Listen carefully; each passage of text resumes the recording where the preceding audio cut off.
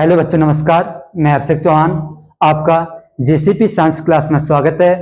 आज मैं आपको पढ़ाने जा रहा हूँ बायोलॉजी। ठीक है, तो बायोलॉजी का पहला चैप्टर में स्टार्ट करेंगे जिसका नाम है पुष्पी पादपों में लैंगिक जनन।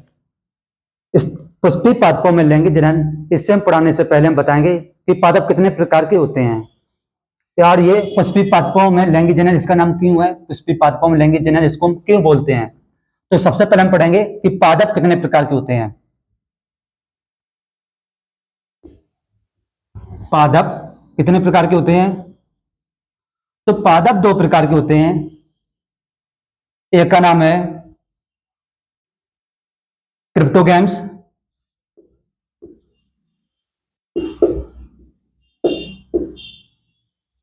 दूसरा फिनेरोगैम्स।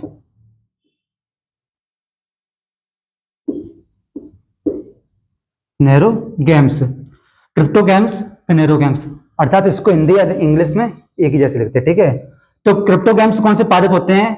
जो बीज रहित होते हैं। ये पादप कैसे होते हैं? बीज रहित। और फिनेरोगैम्स कैसे होते हैं? ये बीज युक्त।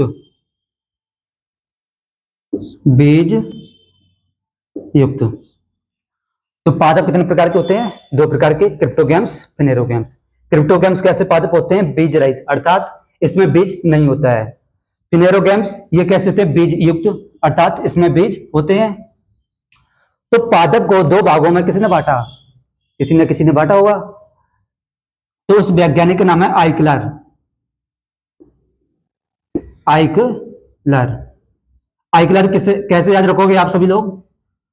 इक्लेयरटॉपिस है। ठीक है, इक्लेयरटॉपिस आप नाम रखोगे याद। आइकलर वैज्ञानिक ने किसके आधार पर? बीज के आधार पर पादप को दो भागों में बांटा जिसका नाम है क्रिप्टोगैम्स, फिनेरोगैम्स। अब ये क्रिप्टोगैम्स कितने प्रकार के होते हैं? तीन प्रकार के होते हैं। पहला थैलोफाइट,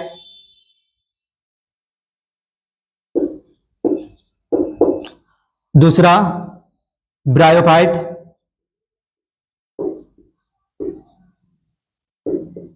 तीसरा टेरिडोफाइट।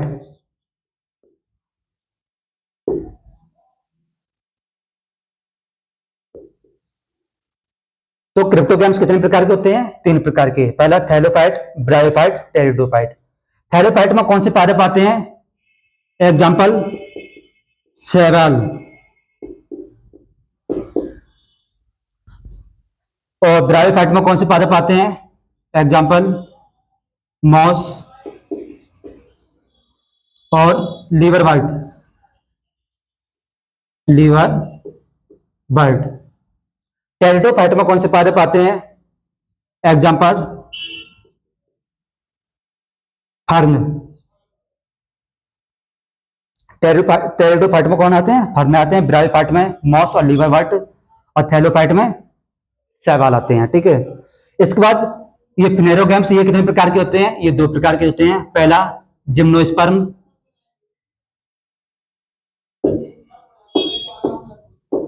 स्पर्म,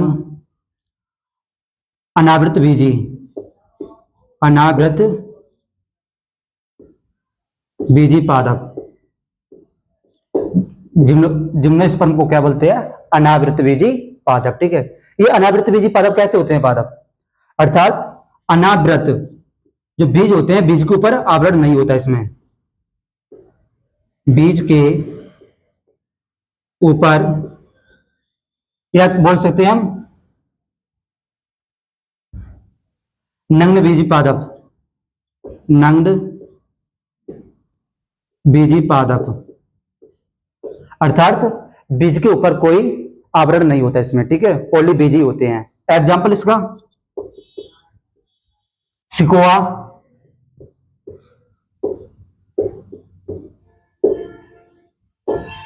साइकस और पाइनस। सिकोआ सबसे बड़ा जिम्नोस्पर्म सिकोआ होता है। ठीक है, इसके बाद अपना पांचवा, ये चौथा हो गया, पांचवा थैलोफाइट पहला, दूसरा, तीसरा। पांचवा आएगा एंजियोस्पर्म। स्पर्म। एंजियोस्पर्म अर्थात आवृतबीजी पादप, आवृत बीजी पादप। इसी को आवृतबीजी पादप को ही को हम क्या बोलते हैं? पुष्पी पादप। इसको ही क्या बोलते हैं हम? पुष्पी पादप।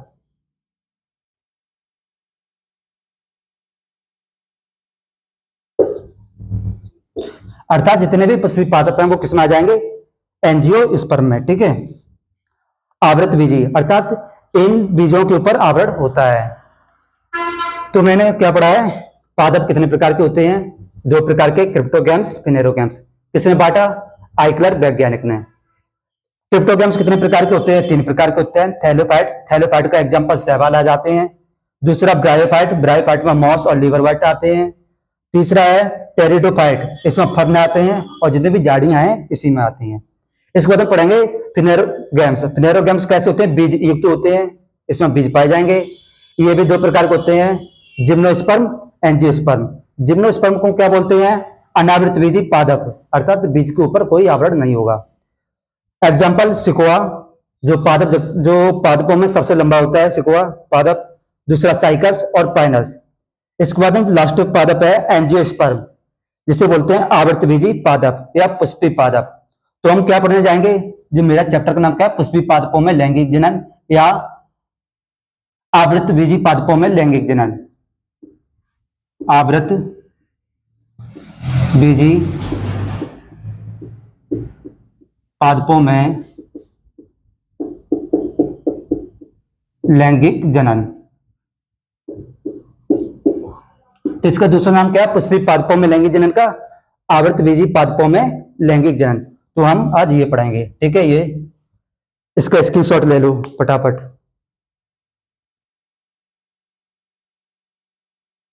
ठीक है।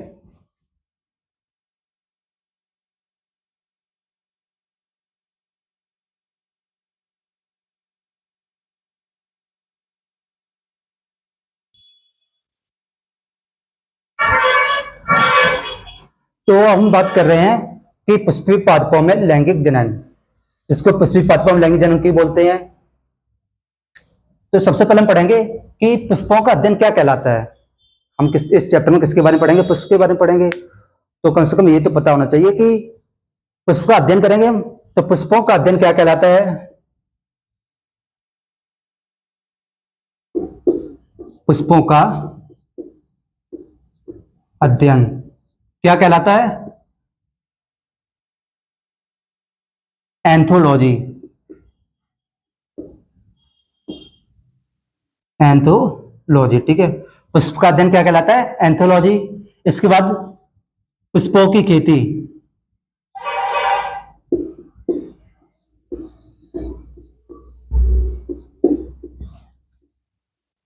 पुष्पों की खेती इसे क्या बोलते हैं? फ्लोरिकल्चर।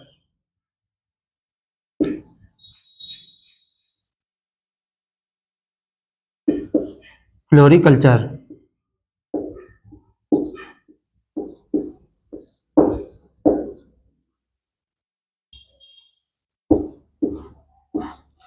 पुष्पों की खेती, फ्लोरिकल्चर। ये पुष्प है, ये क्या है? पुष्प किससे बनता है? ये किसका रूपांतरण है? तो इसे लिखेंगे पुष्प किसका रूपांतरण है? किसका रूपांतरण है? अर्थात ये पुष्प किससे बना होता है? जड़, तना या किससे बना होता है? तो इसे बोलेंगे प्रारोह, सूट।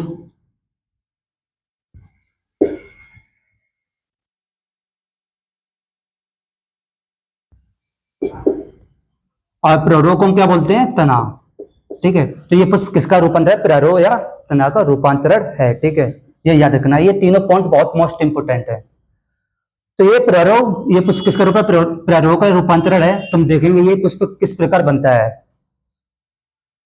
ये लिख लो तीनों पॉइंट फटाफट। इसके बाद हम देख रहे हैं कि ये प्रारोह किस प्रकार पुष्प में रूपांतरण हो रहा है। पुष्पों का अध्ययन एंथोलॉजी, पुष्पों की खेती फ्लोरिकल्चर, और पुष्प किसका रूपांतरण है? प्ररोह का।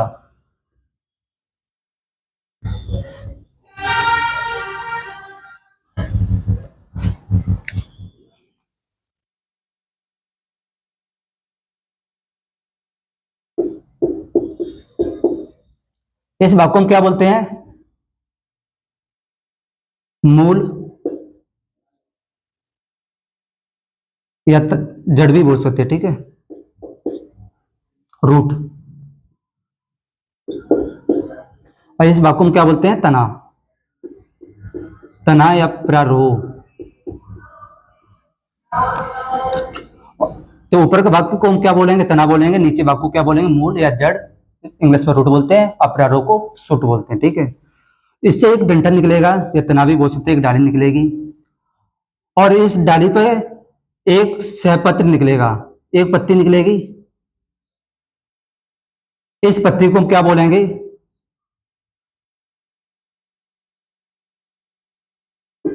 सहपत्र। और इस सहपत्र के अक्ष, ये क्या अक्ष है इसका?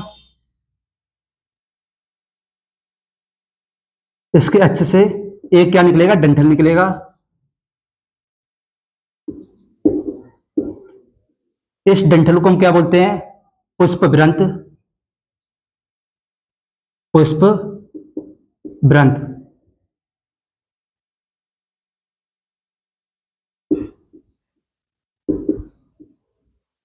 डंठलों को हम क्या बोलते हैं? पुष्प व्रंत। और ये पुष्प व्रंत आगे चलकर एक फूल इस रचना का निर्माण करेगा।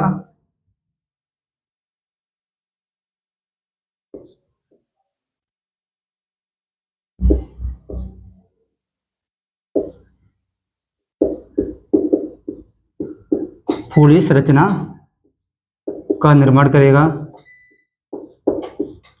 जिसे हम क्या बोलेंगे? ये क्या है? एक फूल हुई संरचना, जिसे हम बोलते हैं क्या? पुष्पासन।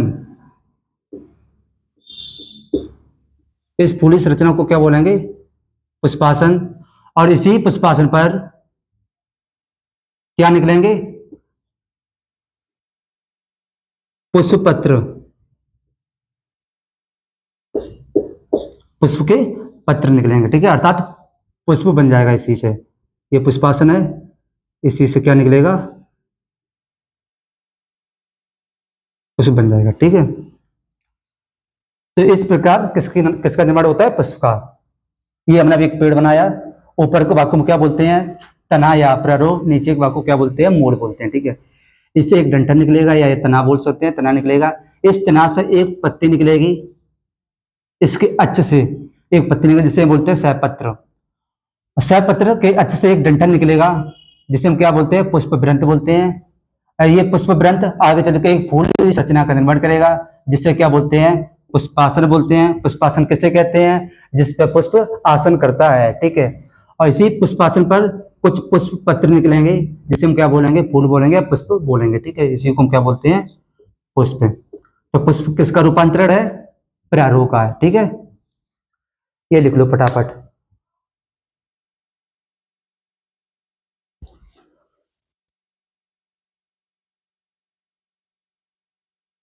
ठीक है, तो मैंने देख लिया। अब क्या देखा अभी कि ये पुष्प किसका रूपांतरण है? तो किसका है रूपांतरण? प्रारोह का, ठीक है। या तना का रूपांतरण क्या है? पुष्प है। तो सबसे पहले हम देखेंगे पुष्प की संरचना किस प्रकार बनती है। तो पुष्प की संरचना पहले हेडिंग है मेरी, पुष्प की संरचना।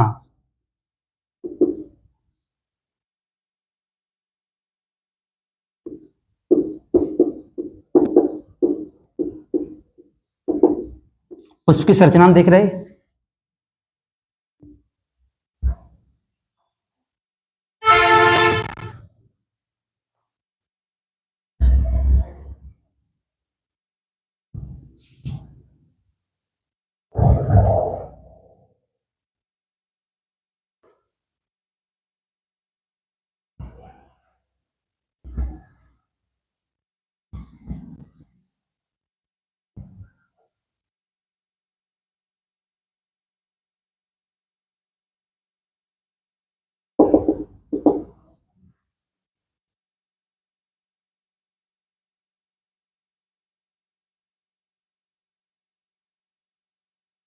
तो ये हमने चित्र बना दिया, जैसे हम ये किसका चित्र बनाया मैंने, पुष्प की संरचना बनाई है, ठीक है। तो इसके सबसे पहले हम नाम लिखेंगे। पुष्प के कितने चक्र होते हैं, 4 चक्र होते हैं।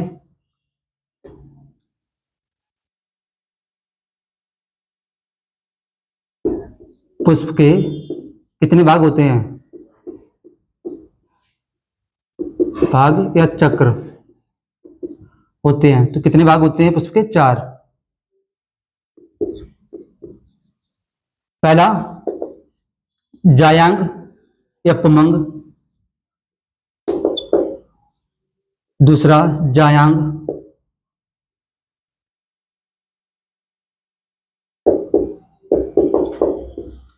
तीसरा दलपुंज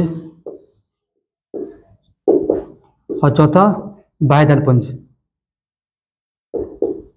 बाह्य दलपुंज। तो पुष्प के कितने भाग होते हैं, 4 होते हैं।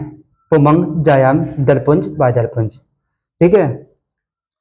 तो सबसे पहले हम लिख लें ये दलपुंज या बाह्य दलपुंज ये कैसे होते हैं।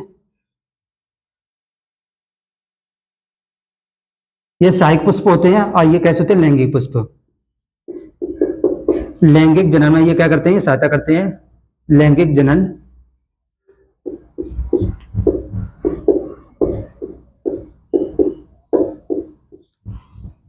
पुमंग और जायांग ये क्या करते हैं, लैंगिक जनन में सहायता करते हैं। और ये दलपुंज, बाह्य दलपुंज ये सहायक पुष्प होते हैं, जो पुष्पों की सहायता करते हैं, ठीक है, इनकी सहायता करते हैं, इन्हें को सहायक बोलेंगे। तो सबसे पहले हम इसके नाम लिख लें। इस संरचना को हम क्या बोलते हैं, जो सबसे ऊपर है फूली हुई संरचना है, जिसको हम बोलते हैं वर्तिकाग्र। वर्तिकाग्र।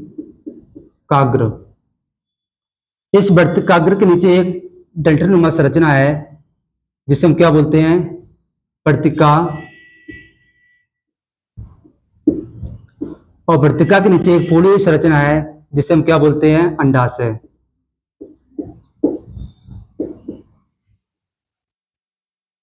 वर्तिकाग्र, वर्तिका और अंडाशय ये तीनों मिलकर किसकी संरचना करते हैं, स्त्री केसर।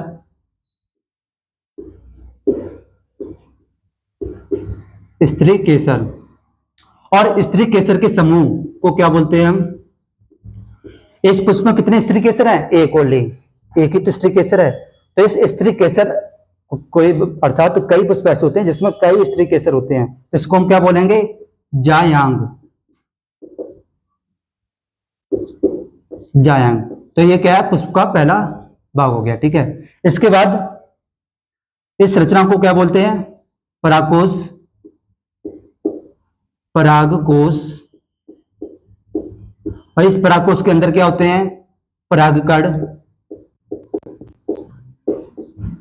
परागकोश के अंदर क्या होते हैं, परागकण होते हैं। और इस रचना को क्या बोलते हैं, पुतंतु, फिलामेंट। और इन दोनों को हम क्या बोलते हैं, ये दोनों मिलकर किसका निर्माण करते हैं, पुंकेसर। और पुंकेसर के समूह को क्या बोलते हैं, पुमंग।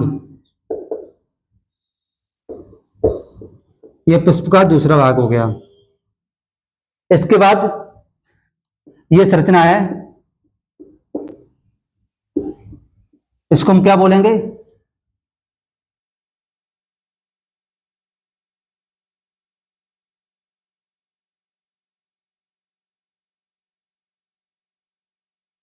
ये कलरफुल होते हैं, इस संरचना को क्या बोलते हैं, दल। इसके समूह को क्या बोलते हैं, दलपुंज। ये तीसरा भाग हो गया। इसके बाद इस रचना को क्या बोलते हैं, बाह्य दल। बाह्य दल। इसके समूह को क्या बोलेंगे, बाह्य दल पुंज। बाह्य दल पुंज इसके समूह को बोलते हैं, ठीक है। यह पुष्प का चौथा भाग हो गया। तो पुष्प के कितने भाग होते हैं, 4 होते हैं। पहला जायांग, दूसरा पुमंग, तीसरा दलपुंज, चौथा बाह्य दलपुंज। ये दलपुंज ये कैसे होते हैं, ये कलरफुल होते हैं, अर्थात रंगीन होते हैं ये, और सुगंधित होते हैं, और मकरंद युक्त होते हैं, मकरंद युक्त। और परागण के लिए कीटों को अपनी ओर आकर्षित करते हैं। ये बादल ये कैसे होते हैं? ये हरे रंग के होते हैं।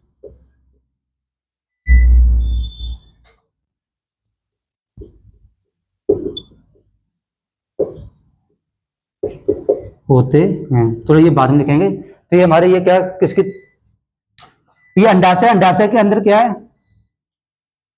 बीजांड। अंडाशय के अंदर क्या है? बीजांड है। तो ये संरचना मेरी किसकी बनेगी? पुष्प की संरचना। इसके बाद हम ये पॉइंट बता देंगे आपको, ये चित्र बना लो।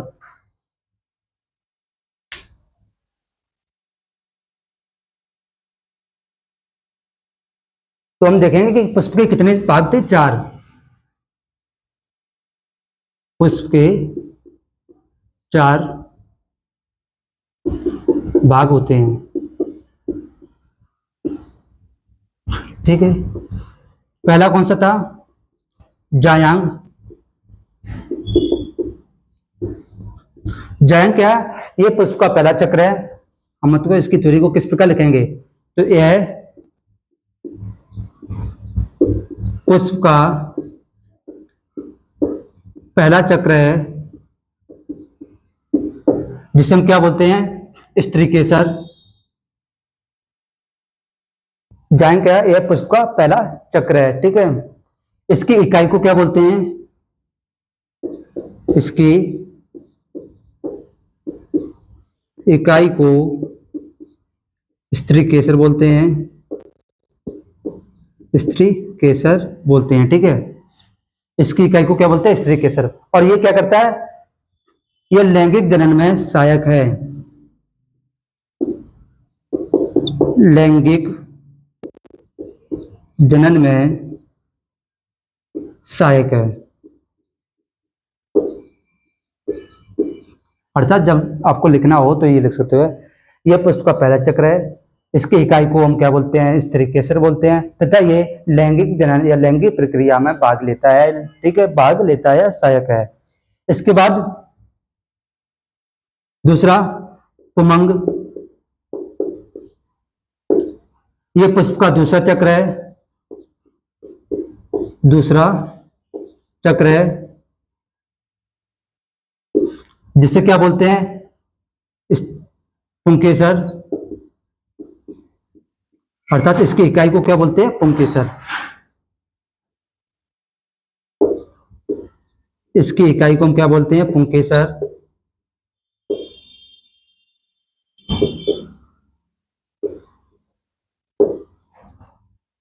तथा यह भी लैंगिक जनन में सहायता करता है, ठीक है। यह भी लैंगिक जनन में सहायता करता है, लैंगिक जनन में सहायता करता है।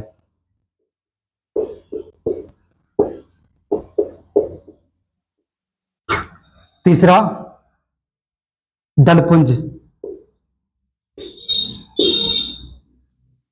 यह पुष्प का तीसरा भाग है या तीसरा चक्र है। इसकी इकाई को क्या बोलते हैं? दल बोलते हैं।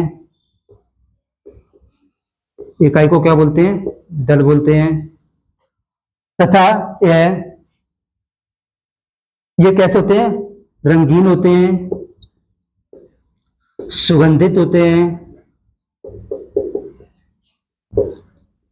और मकरंद युक्त होते हैं, मकरंद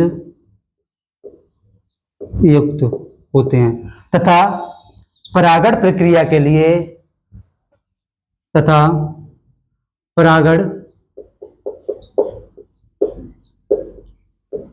प्रक्रिया के लिए कीट को आकर्षित करते हैं।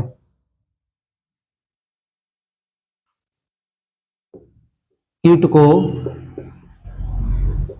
आकर्षित करते हैं, ठीक है। तो दलपुंज का कार्य क्या है? यह पुष्प का तीसरा चक्र है, इसकी इकाई को दल कहते हैं, ये रंगीन, सुगंधित तथा मकरंद युक्त होते हैं और परागण प्रक्रिया के लिए कीट को अपनी ओर आकर्षित करते हैं। चौथा पॉइंट, बायदल। ये कैसे होते हैं? ये पुष्प का चौथा भाग है या चौथा चक्र है। इसकी इकाई को क्या बोलते हैं? इसकी इकाई को क्या बोलते हैं? बाह्यदल। बाह्यदल ये हरे रंग के होते हैं, हरे रंग के होते हैं और पुष्प की कलिकावस्था में सहायता करते हैं। पुष्प की कलिकावस्था में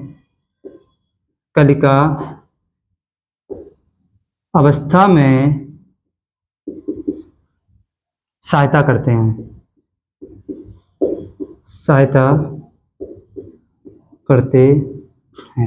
तो आप ये थ्योरी आराम से लिख सकते हो, ठीक है। पुष्प के 4 चक्र होते हैं। पहला जायाम, यह पुष्प का पहला चक्र है जिसे हम क्या कहते हैं? जायाम बोलते हैं। इसकी इकाई को हम स्त्री केसर बोलते हैं तथा ये लैंगिक जनन में सहायक है या लैंगिक जनन में सहायता करती है, ठीक है। इसके बाद पुमंग, ये पुष्प का दूसरा चक्र है। इसकी इकाई को पुंकेसर बोलते हैं तथा ये भी लैंगिक जनन में सहायता करता है। यह पुष्प का नरभाग है और ये मादा भाग। इसका पुमंग हो गया। इसके बाद दलपुंज, तीसरा, यह पुष्प का तीसरा चक्र है जिसे दलपुंज बोलते हैं। इसकी इकाई को दल कहते हैं तथा ये रंगीन, सुगंधित तथा मकरंदित युक्त होते हैं और परागण प्रक्रिया के लिए कीट को अपनी ओर आकर्षित करते हैं। इसका चौथा चक्र जिसे बोलते हैं बाह्यदल पुंज, ये पुष्प का चौथा चक्र है जिसे बाह्यदल पुंज बोलते हैं। इसकी इकाई को बाह्यदल बोलते हैं। यह हरे रंग के होते हैं और पुष्प की कलिका अवस्था में सहायता करते हैं। जब पुष्प कलिका अवस्था में होते तो वो पुष्प की सहायता करते हैं, ठीक है। तो ये हो गया मेरा पुष्प की संरचना।